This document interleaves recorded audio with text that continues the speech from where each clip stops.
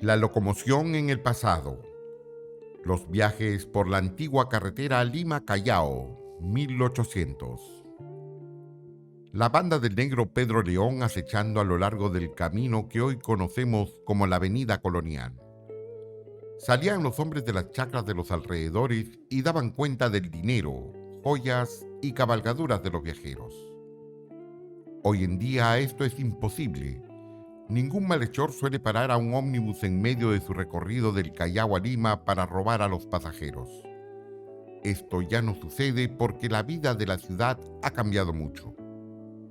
En la antigüedad, la mayoría de los pasajeros que querían viajar a Lima lo hacían en una diligencia colectiva con capacidad para 14 pasajeros.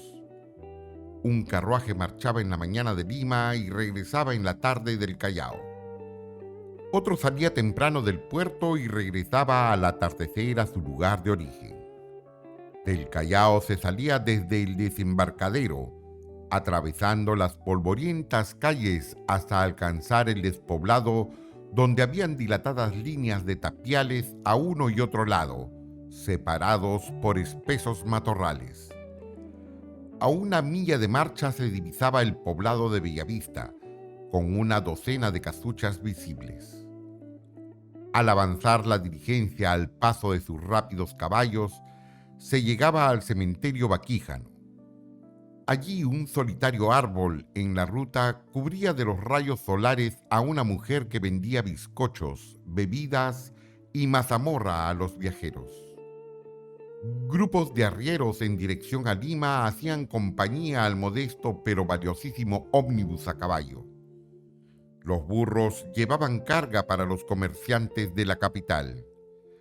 De vez en cuando la diligencia encontraba en el camino algún carruaje de uso personal o un desesperado jinete que hundía espuelas en su caballo para llegar cuanto antes a la ciudad. Los viajeros llegaban por fin a la legua, donde podían servirse algunos alimentos en los ranchos situados frente a la capilla de la Virgen del Carmen. Después de quedar satisfechos, los viajeros emprendían viaje a través de algunos matorrales y luego pasaban por grandes huertas que mostraban sus plátanos, manzanas, naranjas, pacaes, etc. Después el viajero llegaba a los muros ovalados, instalados por el virrey Abascal, sintiendo ya la vecindad de la capital. El perfume de las flores y los frutos era embriagador. A los pocos minutos, la diligencia se hallaba frente al pórtico, adornadas con molduras estucadas y en el que se anotaba la mutilación y el despojo de las armas regias que le habían adornado.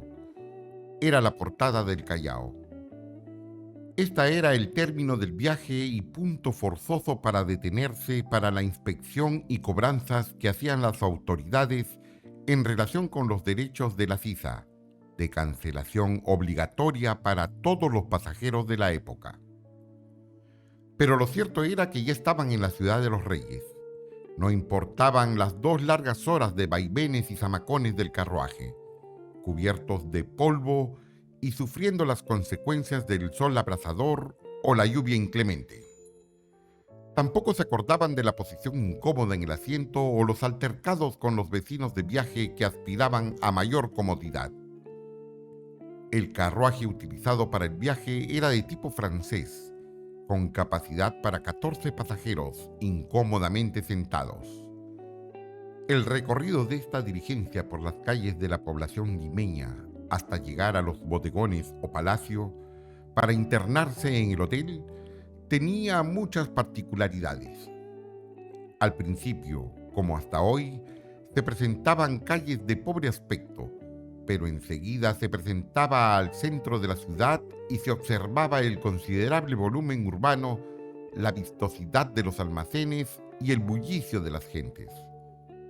El viaje del Callao a Lima era generalmente dificultoso, pero hubo una época en que viajar hasta la ciudad de los Reyes era poco menos que una proeza por las peligrosas bandas de salteadores que, a veces simulando la calidad de montoneros, asolaban la ruta, despojando a sus inocentes víctimas de todo cuanto pudieran. Una vez fue el propio cónsul inglés y sus amigos los que sufrieron los ataques de los bandoleros de la ruta Callao-Lima, lo cual provocó la intervención de los soldados de la corona inglesa. Todo eso y mucho más costaba viajar del Callao a Lima en tiempos pasados. Del libro Pasado, Presente y Futuro del Callao, de Fernando Sánchez Olivencia.